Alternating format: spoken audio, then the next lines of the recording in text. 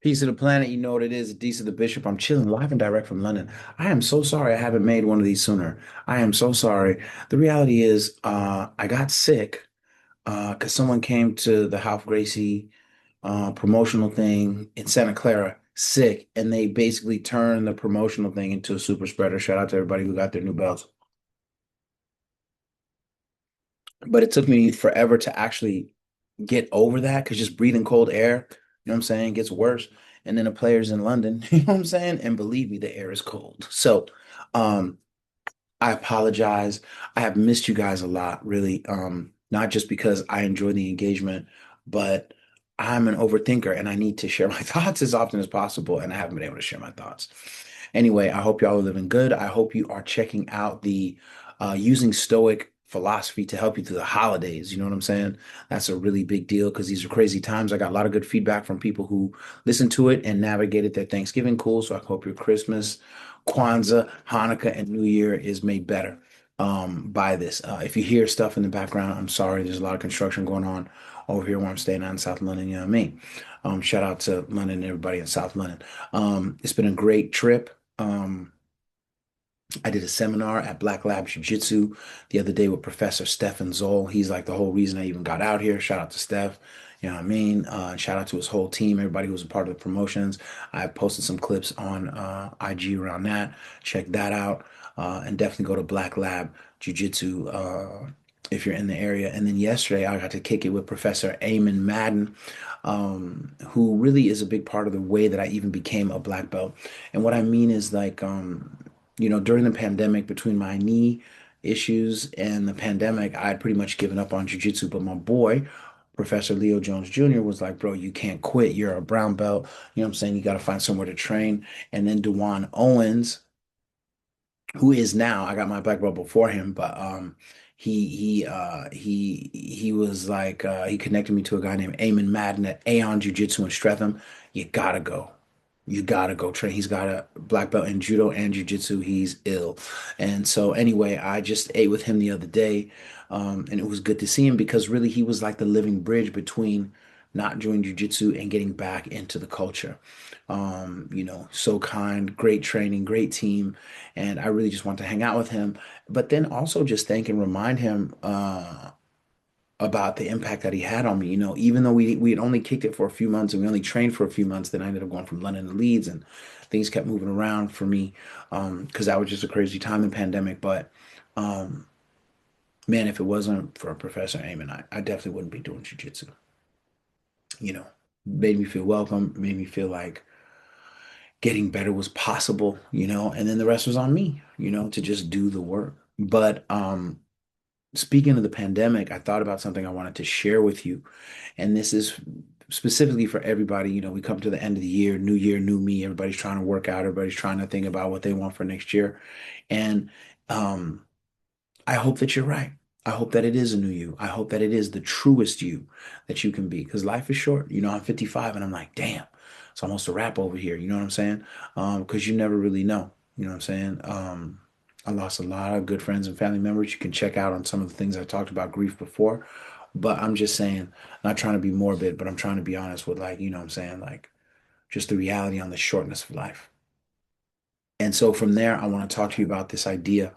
Um, this episode is called The Third Bonsai, and it's a Stoic meditation on invisible growth. So during the pandemic, a lot of people were searching for meaning in isolation, and no doubt I was one of them. And I turned into a guy who liked bonsai. This is absolutely because of the movie The Karate Kid. You know what I'm saying? Shout out Mr. Miyagi and Miyagi-Do. You know what I mean? If you've never seen that. Also Cobra Kai, the TV show, right? When it first came out. And so what I did is I decided I would buy some Chinese elm. So I bought some Chinese elm and I was really, I think I was just kind of trying to get in tune with plants, get in tune with the earth. And I was studying Stoic philosophy in the beginning around this time. And they had always encouraged people to be out in nature. And I figured doing this would give me a simple hobby to kind of pass time during the pandemic, right? And so I was staying with my parents during the pandemic. which was mutually great for both of us because I was in a brand new beginning of a divorce and they needed somebody to help them around during the pandemic. So it worked out. Um, in the beginning, like for sure. This is before I started going overseas and stuff. But my thing is that I had three, right?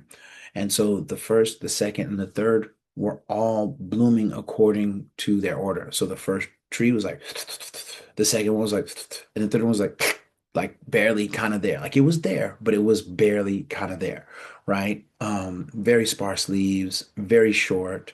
And after a month or two, it looked pretty unimpressive, right?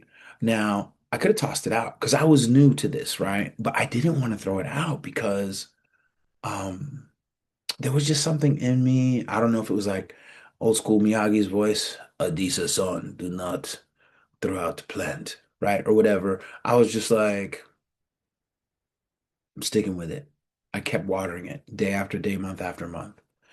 And sometimes people who did see it, they were like, well, isn't that one dying? And I was like, no, I don't think it's dying. It's just, it's not thriving. But you know what I'm saying? Like, I would feel bad, like I was cheating it if I didn't water it. And then after many months of pretty much nothing, by all accounts, and my parents can vouch, one day this thing just started growing explosively. And eventually it got bigger and fuller than the other two. And this blew my mind. And I want to share with you what I got from it. And also shout out to my bonsai crew in Leeds, you know what I'm saying? Tom, you know what I'm saying? And Kev up in Leeds because we became a bonsai crew up there. But Tom, Tom is the best of the crew. Like we're not even, you know what I'm saying? Um, But the struggling bonsai taught me what the Stoics have always known, right? And that the most profound transformations happen beneath the surface in the dark when no one is watching, right? Um, Epictetus taught like no great thing is created suddenly, any more than a bunch of grapes or a fig. If you tell me that you desire a fig, I can answer you that there must be time. Let it first blossom, then bear fruit, and then ripen. Right? When my third bonsai looked barren, it wasn't doing anything, right? It wasn't doing nothing, right? It was doing everything underground where I couldn't see it, right? While the other plants were busy growing tall in the beginning. This was one who was building a stronger foundation, strengthening its roots, getting its water network figured out and preparing for substantial growth.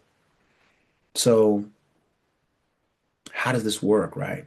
If you're a person who sees someone, or if you are someone um, that's feeling depressed, like people might say that you're lazy, but those people can't see what you're fighting. The artist who keeps making records or keeps making paintings or has a podcast fledgling, right? And doesn't have a lot of subscribers. They're not producing nothing, right? They're not wasting time.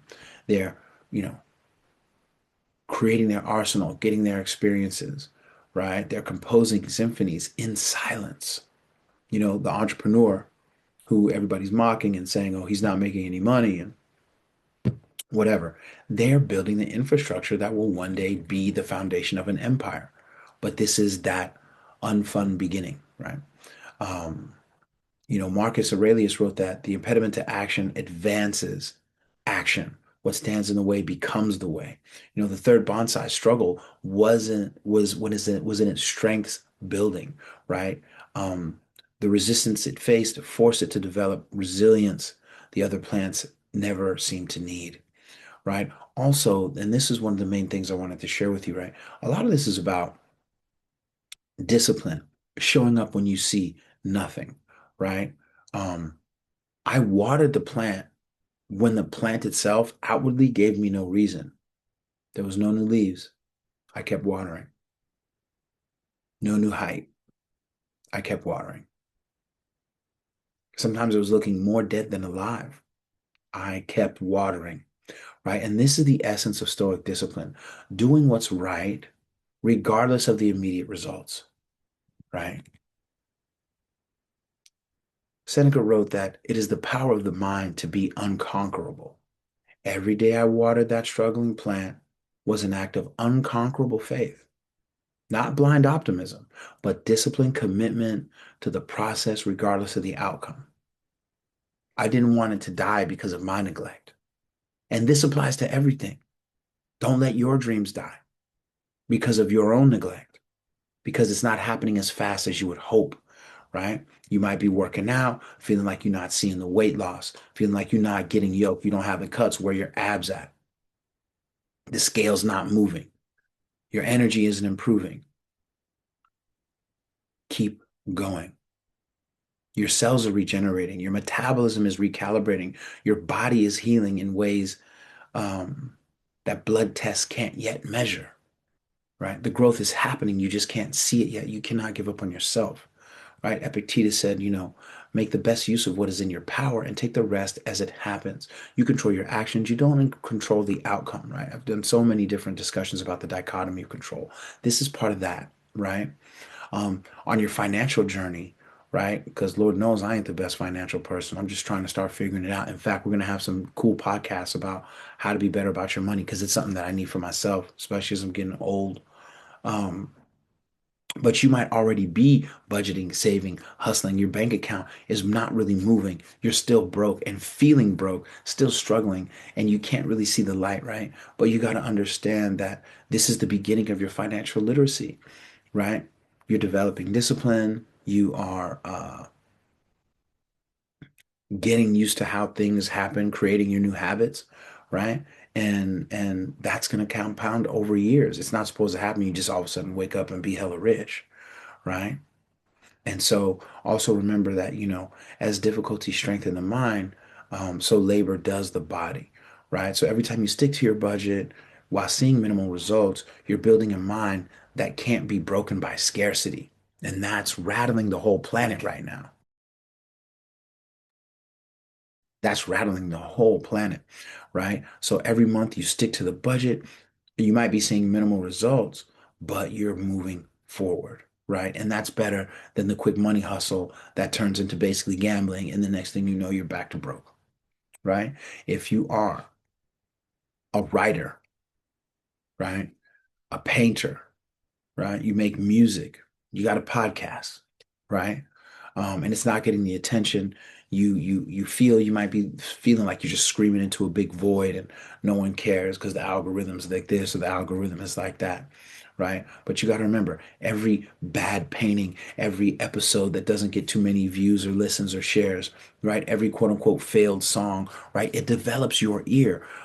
Every piece of writing, right, that no one reads is practice for the ones that will change someone's life. And I can tell you, sometimes I've done podcasts from the heart that no one cared about.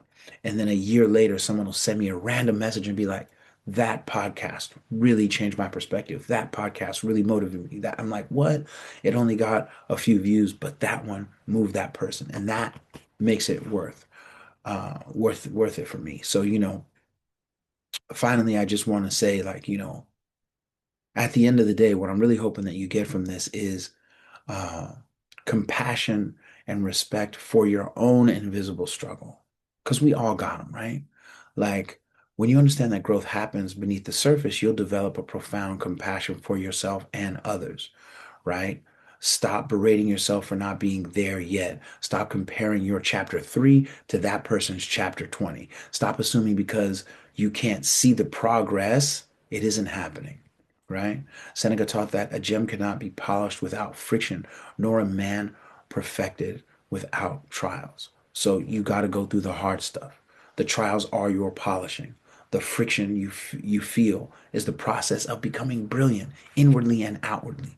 This is supposed to be hard. It's not supposed to be easy, right? It's supposed to take time. And it taking time or taking longer than you expected isn't failing. It just means you're transforming, you know, uh, in the manner in which you're supposed to, you know. Um, and hopefully this will help you be kinder to the people who have been quote unquote stuck for years. Again, they're not lazy. They may be growing in ways that you can't see. They may be enriching internally in ways that you can't measure, right? The family member you got that keeps quote unquote failing, you know what I'm saying? They're learning lessons that'll make them unstoppable. Don't berate them. Don't judge them harshly, right? The coworker who seems to be going nowhere with the team, whatever, it might be 6 months from a breakthrough that will change the trajectory of the company. Chill out. They may be teaching you something. How many times does that happen? Sometimes where you start teaching somebody something, then they elevate. Now they bringing you along. It happens, right? It happens. So, remember that your timelines lie to you, right? Don't fall into that. Um, we live in a world where everything, especially because of the gram, because of technology, is instant, instant, instant, instant downloads, gratification. We've forgotten that very few things worth having come instantly. Very few, right? My first bonsai grew fast, topped out early.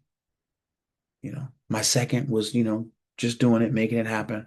But the third was so slow. But once it got going, it was unstoppable. And I want you to be unstoppable in your pursuit of things and in your belief that it will end well, right?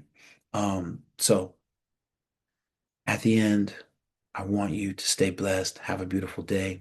I will be posting more soon. And I appreciate your patience with me. And I appreciate you for not giving up on me when I wasn't posting. I was just down. And I can still probably tell, you can tell my throat and my voice isn't 100.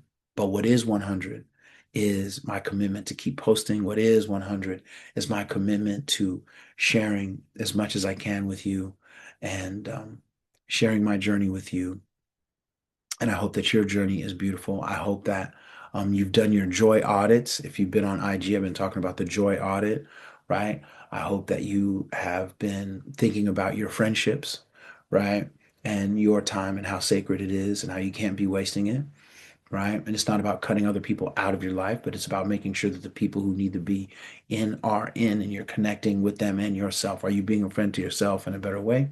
And with that, I am out. Stay blessed. I'm about to go to do some jujitsu in a little bit. I'll post some of that on the gram, and then I'm going to the British Museum, man. I'm going to the British Museum. I love the British Museum for so many reasons.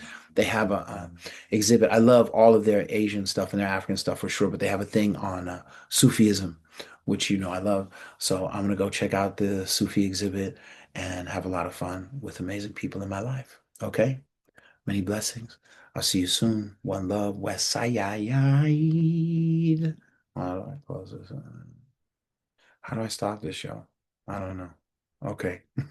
I'm gone. One love.